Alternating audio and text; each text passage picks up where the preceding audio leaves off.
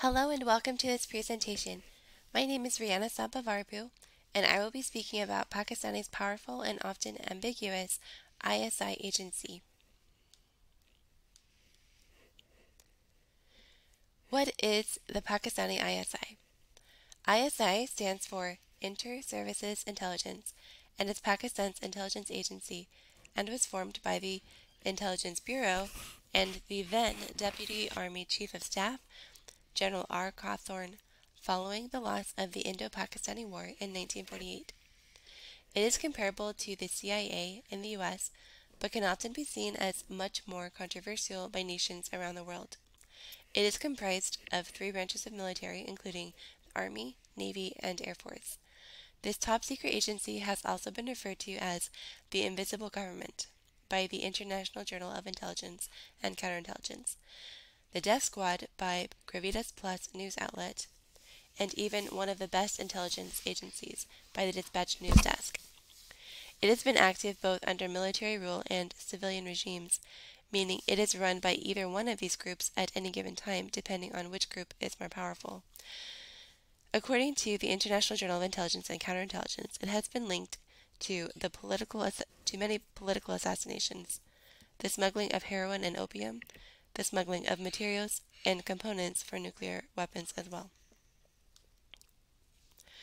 According to Dr. Bindanda M. Chinkappa, a specialist on the subject, during 52 years of Pakistani nationhood, the I.S.I. had only been under military rule for 24 of those years. The other 28 years had been under the civilian regimes.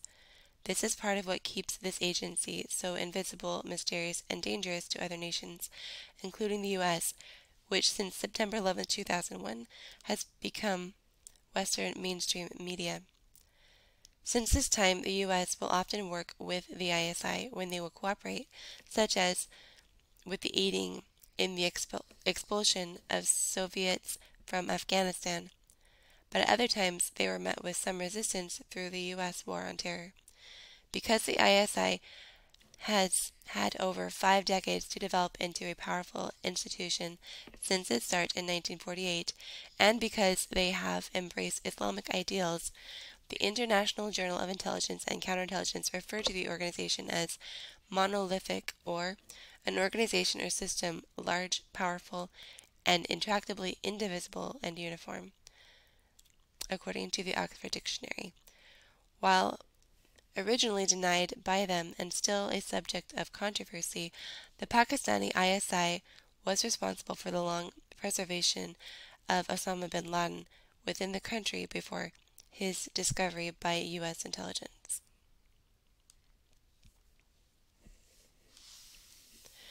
During a 2010 interview with Hamid Gul, former head of Pakistan's intelligence, a man often referred to as the mouthpiece of the Taliban, it was made evident that the agency had no intention of cooperating with any organization outside itself which is contrary to their very strict Islamic agendas, saying, "Taliban are the future and Americans of the past.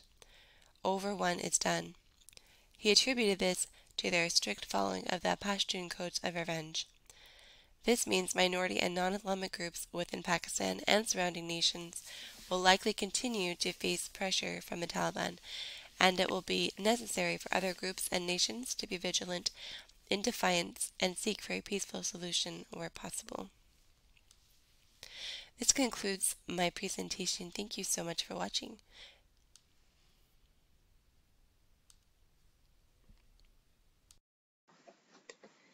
Hello and welcome to this presentation.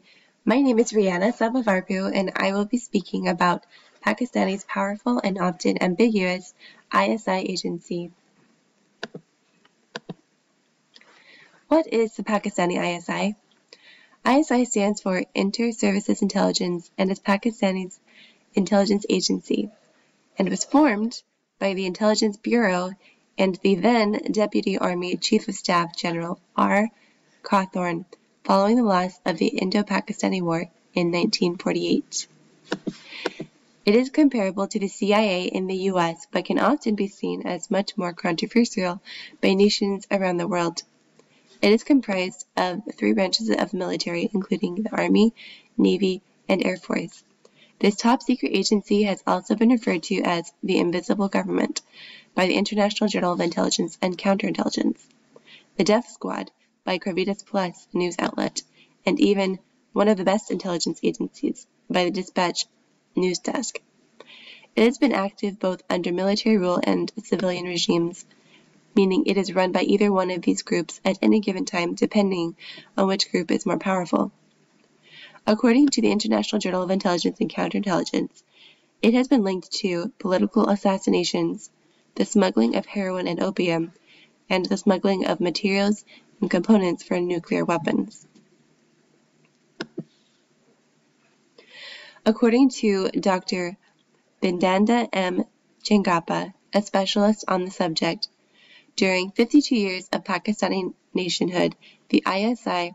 had only been under military rule for 24 of those years. The other 28 years had been under civilian regimes. This is part of what keeps this agency so invisible, mysterious, and dangerous to other nations, including the U.S., which since September 11, 2001, has become Western mainstream media. Since this time, the U.S. will often work with the I.S.I. when they will cooperate, such as with the aiding of the expulsion of the Soviets from Afghanistan, but at other times they are met with some resistance through the U.S. War on Terror. Because the I.S.I. has been over 5 decades to develop into a powerful institution since its start in 1948, and because they have embraced Islamic ideals, the International Journal of Intelligence and Counterintelligence referred to the organization as monolithic, or an organization or system large, powerful, and intractably indivisible and uniform, according to the Oxford Dictionary. While originally denied by them and still a subject of controversy, the Pakistani I.S.I. was responsible for the long preservation of Osama bin Laden within the country before his discovery by U.S. intelligence.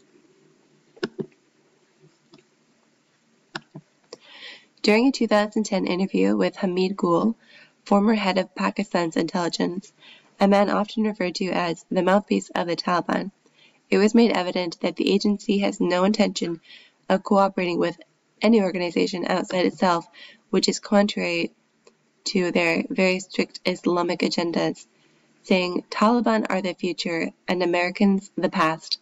Over one is done. He attributed this to their strict following of the Pashtun codes of revenge. This means minority and non-Islamic groups within Pakistan and surrounding nations will likely continue to face pressure from the Taliban, and it will be necessary for other groups and nations to remain vigilant in defiance and seek for a peaceful solution where possible. This concludes my presentation on the I.S.I. Thank you so much for watching, and here are my references.